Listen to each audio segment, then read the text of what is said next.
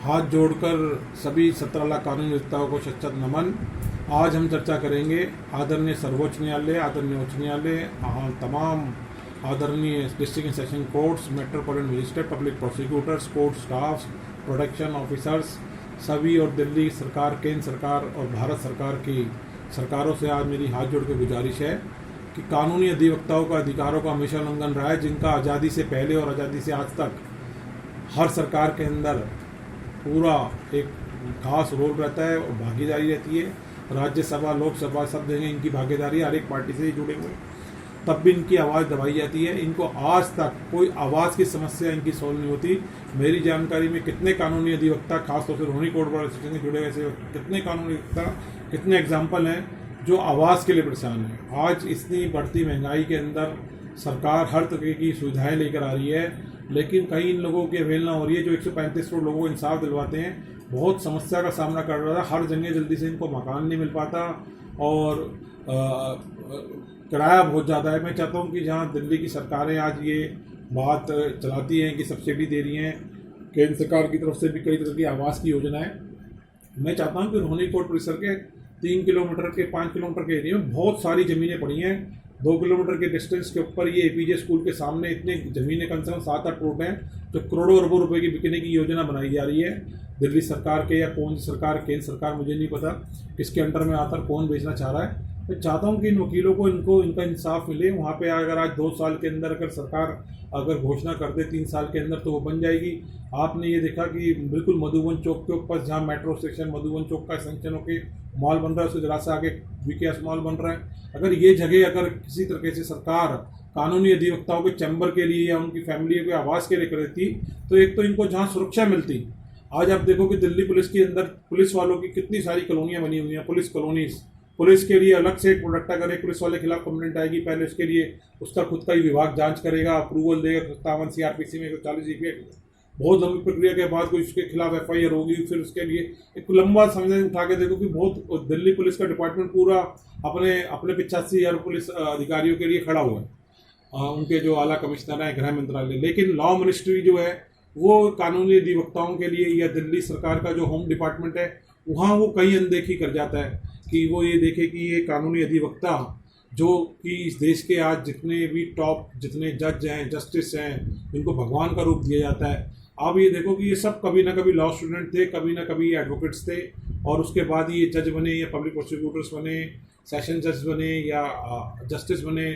और सभी लोग जानते हैं चीफ जस्टिस ऑफ इंडिया भी कभी ना कभी लॉ स्टूडेंट रहे होंगे। तो इनकी ये एक बहुत जायज़ समस्या है। मैं सरकार का ध्यान लाना चाहता हूँ। पिछले 4-5 साल में मैंने बहुत प्रयास किया, हज़ारों एडवोकेट्स को बोला, मिला, खासतौर से रोहिणी कोर्ट बार एसोसिएशन के प्रेसिडेंट इंदर सिंह सरोहा साहब, पिछले BS राणा साहब भी यहाँ पे हैं, महावीर शर्मा जी रहे, तेहलान साहब जो चुनाव लड़े इसके अंदर, और अभी जो पैनल बहुत बढ़िया पैनल आया हुआ है इसके अंदर मैं आपको फिर नाम बताऊंगा, इंदर सिंह सरोहा साहब, पुरिंदर कादियान जी, मंजीत माथुर जी, प्रदीप खत्री जी, अरविंद वत्स जी, बबीता अलावत जी, विनय फोगाट जी, सरस्वती आर्य जी, प्रदीप गहलोत जी, और भी 11 लोगों की एक सफल टीम है जो कि इन्होंने काफ़ी प्रयास करे हैं और रोहिणी कोर्ट बार एसोसिएशन में कानूनी अधिवक्ताओं के लिए पूरा संघर्ष किया है।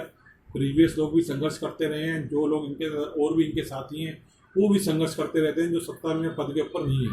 मेरा उन सभी लोगों से ये आग्रह है कि वो सरकार का ध्यान इस तरफ लाएँ, आदरणीय उच्च न्यायालय, सर्वोच्च न्यायालय और कोई एडवाइजरी ऐसी जरूर बनाएं ताकि कानूनी अधिवक्ताओं की आवाज़ की समस्या खत्म हो सके। अभी मेरी जानकारी में कुछ ऐसे और एडवोकेट्स, लेडीज़ और जेंट्स आ रहे हैं, खासतौर से महिला अधिवक्ताओं को सबसे ज़्यादा समस्या का सामना करना पड़ता है, क्योंकि सामाजिक स्तर के ऊपर अगर एक महिला या 2 महिला अन्य स्टेट से यहाँ आई हुई हैं या अन्य स्टेट्स के अंदर जाके वो अगर अपना आवाज़ ढूंढ रही हैं, दिल्ली में पड़ी हुई बच्ची अगर मान लो आज जाके हरियाणा में पलवल में जाके अपना निवास स्थान देखना चाहती है तो उनके लिए बहुत बड़ी समस्या है।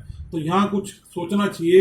एडवोकेट के लिए एक एडवोकेट कॉलोनीज होनी चाहिए, रेजिडेंशियल कॉलोनीज, जिसके अंदर उनकी फैमिली रखे, जहाँ सुरक्षा भी मिल सके उनको, क्योंकि बड़े बड़े टेररिस्ट के, आतंकवादियों के, क्रिमिनल्स के केस ये लड़ते हैं, इनकी जान को हमेशा खतरा बना रहता है। तो इनको मिलना चाहिए इनका अधिकार। ये मैं समझता हूँ कि इनका फंडामेंटल राइट्स भी है और इस देश के जो संविधान है उसके हिसाब से भी इनका अधिकार बनता है। और देश से आज़ादी से पहले आपके सबके सामने बाबा साहब अम्बेडकर, आदरणीय बाबा साहब अम्बेडकर, जिन्होंने देश को संविधान दिया, वो भी एक अधिवक्ता थे और आज जो संविधान में कांग्रेस, बीजेपी, आप मुख्य जितनी भी पार्टियां हैं, सभी पार्टियों में आप ये देखोगे कि कोई ना कोई कानूनी अधिवक्ता लोकसभा का मेंबर है, राज्यसभा का मेंबर है, और विधायक तो बहुत सारे हैं। तो ये व्यापारी वर्ग में भी हैं, सभी वर्ग में हैं, आरडब्ल्यू में है, एनजीओ में है, सामाजिक संस्थाओं में, पर फिर भी इनके अधिकारों की अनदेखी हो रही है, इनके परिवारों की अनदेखी हो रही है। ये बहुत गंभीर विषय है। अगर 17 लाख कानूनी अधिवक्ता है तो कहीं ना कहीं 1 करोड़ लोगों का ये परिवार है और इनसे जुड़े हुए लोग बहुत हैं। तो मैं चाहता हूँ कि सरकार, खास तौर से हमारे देश के प्रधानमंत्री नरेंद्र मोदी जी, उनसे मेरे को बड़ी उम्मीदें हैं कि उन्होंने बहुत स्तर के ऊपर देश को तरक्की और विकास के स्तर पर लेकर आए हैं। वो जरूर इन कानूनी अधिवक्ताओं की समस्या को देखेंगे। और रोनी कोर्ट बार एसोसिएशन के जो 11 अनमोल रतन इस टाइम हैं, मेरी उनसे पूरी उम्मीद है कि वो ये मुद्दा लिखित प्रयास द्वारा सारी बारों को कॉन्फिडेंस में लेके पूरे भारत की और दिल्ली की कुछ प्रयास करेंगे, और नहीं हुआ, जरूरी हुआ तो रिट डालेंगे, इसके अंदर PIL डालेंगे, जो भी जरूरी हुआ कानूनी कार्रवाई आर्टिकल 226-27 में जाएंगे। तो जरूर मेरे को लगता है कि आने वाले दिनों में उच्च न्यायालय भी इस चीज़ को समझेगा, क्योंकि वो भी इन अधिवक्ताओं को, लॉ स्टूडेंट का दर्द समझते हैं। और इसी शुभकामनाओं के साथ, उम्मीद के साथ, विश्वास के साथ मैं आज इस शब्दावली को विराम देता हूँ। जय हिंद, जय भारत, जस्टिस क्रांति जिंदाबाद।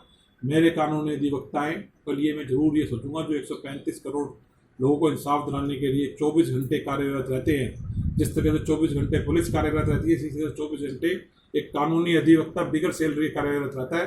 तो बड़े ही ये गंभीर विषय है। सरकार को उनकी आवाज़ सुननी चाहिए। आदरणीय सर्वोच्च न्यायालय, आदरणीय सभी समस्त उच्च न्यायालयों को भी देखना चाहिए।